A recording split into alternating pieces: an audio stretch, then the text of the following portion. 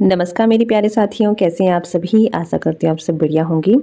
तो दोस्तों आज की क्लास में हम भारतेंदु युग के एक महत्वपूर्ण लेखक को पढ़ने वाले हैं। ये जो है दोस्तों कवि भी हैं, नाटककार भी हैं, ठीक है, निबंध लेखक भी हैं और पत्रकार भी हैं। तो बहुमुखी प्रतिभा के धनी आज हम देखने वाले हैं दोस्तों प्रेमघन जी के बारे में, जिनका पूर्ण नाम है दोस्तों बद्री नारायण चौधरी प्रेमघन। ठीक है, ये जो है दोस्तों उर्दू में अब्र नाम से लिखा करते थे। ठीक है, अब्र नाम से जो है दोस्तों इनकी उर्दू में काव्य रचनाएं देखने को मिलती है। इसी के साथ ही जो है दोस्तों विलायत में दादा भाई नौरोजी को जो है दोस्तों काले कहे जाने पर इन्होंने क्षोभपूर्ण प्रतिक्रिया स्वरूप जो है दोस्तों एक रचना की थी, तो उसको भी हम आगे देखने वाले हैं। तो परीक्षा की दृष्टि से भी जो है दोस्तों ये काफ़ी महत्वपूर्ण लेखक हैं, तो इनके बारे में जो है दोस्तों आज हम देखने वाले हैं। और इससे पहले वाली क्लास में जो है दोस्तों हमने भारतेंदु जी के बारे में पढ़ा था। उनका व्यक्तित्व और कृतित्व हमने दोनों ही देखे थे। उनकी जो है दोस्तों 70 काव्य रचनाओं को हमने देखा था। ठीक है, बाकी जो है दोस्तों आज की क्लास में हमारे जो दूसरे कवि हैं ये रहने वाले हैं बद्री नारायण चौधरी प्रेमघन। ठीक है, इनका हम पहले जीवन परिचय देखेंगे और उसके बाद जो है दोस्तों हम इनकी काव्य रचनाओं को देखने वाले हैं। तो जैसे कि मैंने आपको बताया कि आज की क्लास में हम देखने वाले हैं बद्री नारायण चौधरी प्रेमघन जी के बारे में। तो सबसे पहले जो है दोस्तों हम इनके जन्म की बात करें तो इनका जो जन्म है ये 1855 में हुआ है, उत्तर प्रदेश के दत्तापुर गौड़ा जिले में। ठीक है, अब यहाँ पर जो है दोस्तों एग्जाम में क्या है कि आपको जो है दोस्तों सिर्फ काव्य रचनाएं नहीं पूछी जाती हैं, मतलब अगर जो प्रसिद्ध कवि हैं तो उनसे रिलेटेड जो है दोस्तों आपको सारा कुछ पता होना चाहिए। जैसे कि अभी यूपी में जो पीजीटी का एग्जाम हुआ था, हिंदी पीजीटी का, तो उसमें जो है दोस्तों कई ऐसे लेखक हैं जिनका जो है दोस्तों जन्म स्थान पूछा गया है। तो जो जिस काल के प्रसिद्ध लेखक हैं का जो है दोस्तों जीवन परिचय से पढ़िए, क्योंकि वहाँ से भी जो है दोस्तों आपको एग्जाम में क्वेश्चन देखने को मिलने वाले हैं। तो काफ़ी अच्छे से जो है दोस्तों आप लेखकों को पढ़िए, उनका जीवन परिचय भी पढ़िए और उनके द्वारा जो रचनाएं लिखी गई हैं उनको तो आपको पढ़ना ही है। ठीक है, तो यहाँ पर प्रेमघन जी का जो जन्म है दोस्तों ये हुआ था दत्तापुर गौड़ा जिले में 1855 में। ठीक है, निधन इनका हुआ है 1922 में। तो जैसे कि मैंने बताया ये बहुमुखी प्रतिभा के धनी थे। ठीक है, कवि भी थे, नाटककार, पत्रकार एवं निबंध लेखन के रूप में इन्होंने 19वीं 20वीं ईस्वी की संधि काल में हिंदी के साहित्य को एक नई दिशा दी।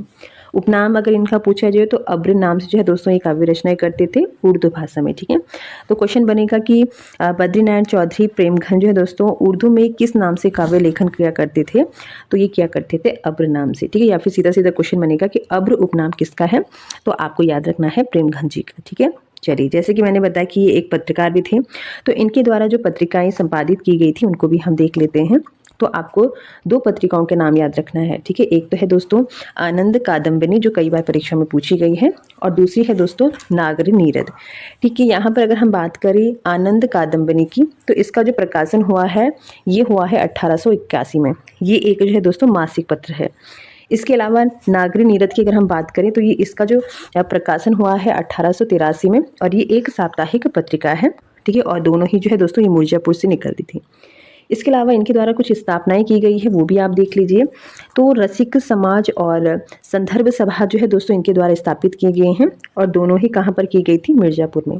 ठीक है, तो क्वेश्चन बन सकता है कि रसिक समाज की स्थापना किसने की थी, या फिर क्वेश्चन बनेगा दोस्तों कि संदर्भ सभा की स्थापना किसने की थी, तो आपको याद रखना है प्रेमघन जी ने। ठीक है, चलिए, इसके अलावा इनके संबंध में कहा जाता है कि इनकी हर एक बात में रईसी टपकती थी।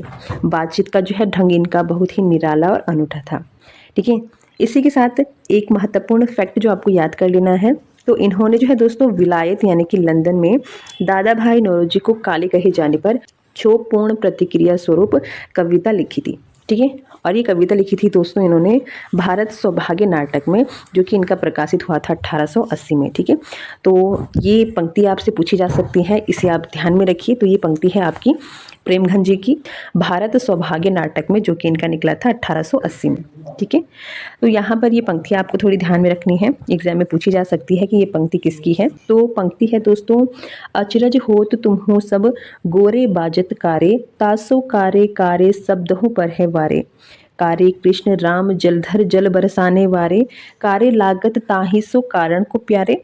तो ये जो पंक्ति है दोस्तों ये इन्होंने जो है दोस्तों लिखी थी भारत सौभाग्य नाटक में। इस कविता को लिखने की वजह थी दोस्तों लंदन में यानी कि विलायत में जो है दोस्तों दादा भाई नौरोजी को काले कहे जाने पर अपमानित करने के कारण है। ठीक है, चलिए आगे देखते हैं। अब हम इनकी थोड़ी जो है दोस्तों रचनाओं के बारे में पढ़ेंगे और शुक्ल जी का जो है दोस्तों इनके संदर्भ में क्या मत है ये भी हम देखेंगे। तो इनकी रचनाओं में जो है दोस्तों यति भंग दोष मिलता है। सीधा सीधा क्वेश्चन बनेगा, भारतेंदु युग के ऐसे कवि जिनकी रचनाओं में यति भंग दोष देखने को मिलता है, यति भंग दोष देखने को मिलता है, तो ये हैं आपके बद्री नारायण चौधरी, प्रेमघन। और ये क्वेश्चन जो है दोस्तों आपके एग्जाम में बना हुआ है, तो ये है आपका वेरी वेरी इंपॉर्टेंट क्वेश्चन, ठीक है। और ये क्वेश्चन जो है दोस्तों आपका एग्जाम में आ सकता है। तो भारतेंदु युग के ऐसे कवि जिनकी रचनाओं में यति भंग दोष मिलता है, तो ये हैं आपके बद्री नारायण चौधरी, प्रेमघन, ठीक है। तो आचार्य रामचंद्र शुक्ल का इनके संदर्भ में क्या कहना है, वह कहते हैं कि वे गद्य रचना को एक कला के रूप में ग्रहण करने वाले, कमल की कारीगरी को समझने वाले लेखक थे और कभी कभी ऐसे पेचीले मजमून बांधते थे कि पाठक एक एक डेढ़ कॉलम के लंबे वाक्यों में उलझा रह जाता था, ठीक है। ये क्या है, यति भंग दोष है। कई बार परीक्षा में पूछा गया, जैसे यूजीसी नेट में जो है दोस्तों ये आपका एक बार क्वेश्चन बना था, तो आप इसको जो है थोड़ा देख लीजिए। तो यहाँ से क्वेश्चन आपके पास एग्जाम में बन सकता है दोस्तों कि आचार्य रामचंद्र।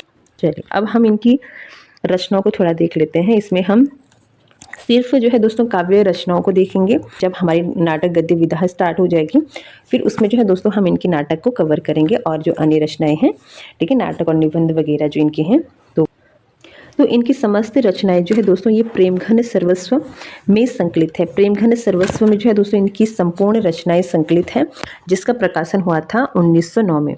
इसमें जो है दोस्तों 634 पृष्ठों में 22 जो है स्फुट काव्य हैं, 2 प्रबंध काव्य हैं, ठीक है, जीर्ण जनपद और अलौकिक लीला तथा गद्य पद्य की अनेक रचनाएं संकलित हैं, ठीक है। कितने पृष्ठों की है ये, 634 पृष्ठों की है, जिसमें कि 2 प्रबंध काव्य हैं। कौन कौन से, जीर्ण जनपद और अलौकिक लीला, ठीक है। क्वेश्चन बन सकता है सबसे पहले तो प्रेम सर्वस्व में जो है दोस्तों इनकी समस्त रचनाएं संकलित है, कब प्रकाशित हुई थी, तो 1909 में, ठीक है। और इसमें जो है दोस्तों 2 प्रबंध काव्य हैं इनके, ठीक है, यानी कि इनके द्वारा जो है 2 प्रबंध काव्य लिखे गए हैं।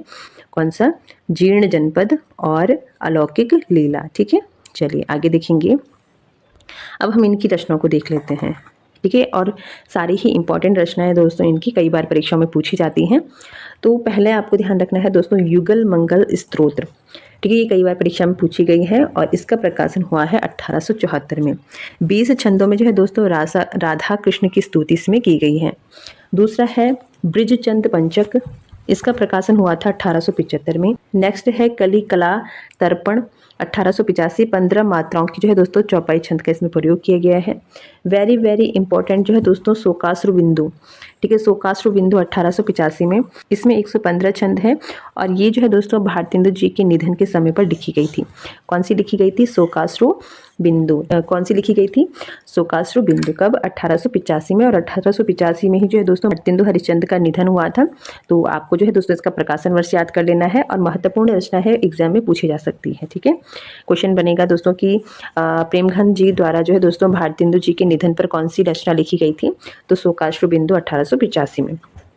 चलिए अगला है यहाँ पर जीर्ण जनपद, ठीक है, जीर्ण जनपद जिसका दूसरा नाम है दुर्दशा दत्तापुर, ठीक है, ये क्या है, इनका प्रबंध काव्य है, ठीक है। तो प्रबंध काव्य आपको ध्यान में रखना है, एक तो है जीर्ण जनपद और एक है आपका अलौकिक लीला, ठीक है। इसके अलावा आनंद अरुणोदय 1906, ये भी कई बार परीक्षा में पूछी गई है, ठीक है। हार्दिक हर्षादर्श, ये भी कई बार परीक्षा में पूछी गई है। अलौकिक लीला ये इनका प्रबंध काव्य है। इसके अलावा मयंक महिमा 1922, तो इसमें जो है दोस्तों खड़ी बोली में सृष्टि का वर्णन किया गया है, ठीक है।